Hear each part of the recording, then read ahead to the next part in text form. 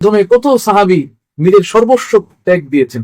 মুসআব ইবনে উমাইর রাদিয়াল্লাহু তাআলা আনহুর কথা ইতিহাসে সবচেয়ে বেশি পাওয়া যায় যে তার ব্যাপারে তিনি কতটা ত্যাগ দিয়েছেন। তিনি সেই সময়ের মক্কার সবচেয়ে অভিজাত পরিবারের সন্তান ছিলেন।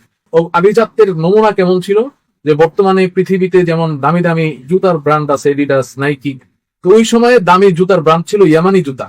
তো সেই ইয়ামানি জুতা মক্কায় পরার মতো কয়েকটি পরিবার, কয়েকজন ব্যক্তি ছিল, তাদের মধ্যে একজন ছিলেন মুসআব ইবনে উমাইর। তিনি যখন রাস্তা দিয়ে হেঁটে যেতেন কয়েক ঘন্টা পর্যন্ত তার আতরের ঘ্রাণ মক্কার অলিতে গলিতে ছড়াতে থাকতো।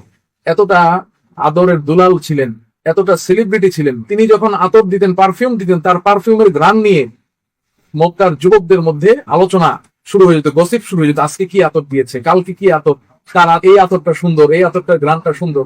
এভাবে তার তার চলে যাওয়ার পর মানুষ বুঝতে পারতো এই রাস্তা দিয়ে মুসআব ইবনে উমাইর রাদিয়াল্লাহু তাআলা হেঁটে গিয়েছেন।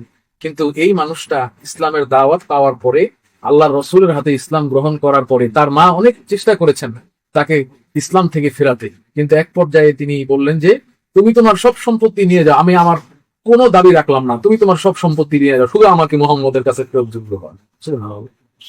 মক্কার মধ্যে একদিন আল্লাহ রাসূল সাল্লাল্লাহু আলাইহি ওয়াসাল্লাম সাহাবীদেরকে নিয়ে বসে আছেন। উমাইর রাদিয়াল্লাহু তাআলা আনহু আসলেন, তার গায়ে পুরনো ছেঁড়া চাদর আর পায়ে পুরনো ছেঁড়া জুতা। আল্লাহর রাসূল সাহাবীরা কেঁদে ফেললেন। তারা বলতে লাগলেন, এই উমাইরকে দেখেছি, সকালে তিনি যেই জামা পরতেন সন্ধ্যায় সেই জামা পরতেন না, অন্য জামা, নতুন জামা পরতেন, সন্ধ্যায় যেই জামা পরতেন সকালে সেটা পাল্টে ফেলতেন। আজকে ইসলামের জন্য এই মুসআব ইবনে উমাইর কতটা ত্যাগ তিতিক্ষা সে নিয়েছে। আপনি চিন্তা করেন যে এই মুসআব ইবনে উমাইর রাদিয়াল্লাহু তাআলা আনহু তিনি প্রথমে আবিসিনিয়া, ইথিওপিয়া হিজরত করলেন। ওই সময় হাফসা ছিল ওইটার নাম। এরপরে ওইখান থেকে অনেক লম্বা ঘটনা। মুসআব ইবনে উমাইর রাদিয়াল্লাহু তাআলা আনহুকে আবার রাসূলুল্লাহ সাল্লাল্লাহু আলাইহি ওয়াসাল্লাম হিজরতের 1 বছর আগে তিনি দাওয়াতে পাঠালেন, মদিনায় আগেই পাঠিয়ে দিলেন।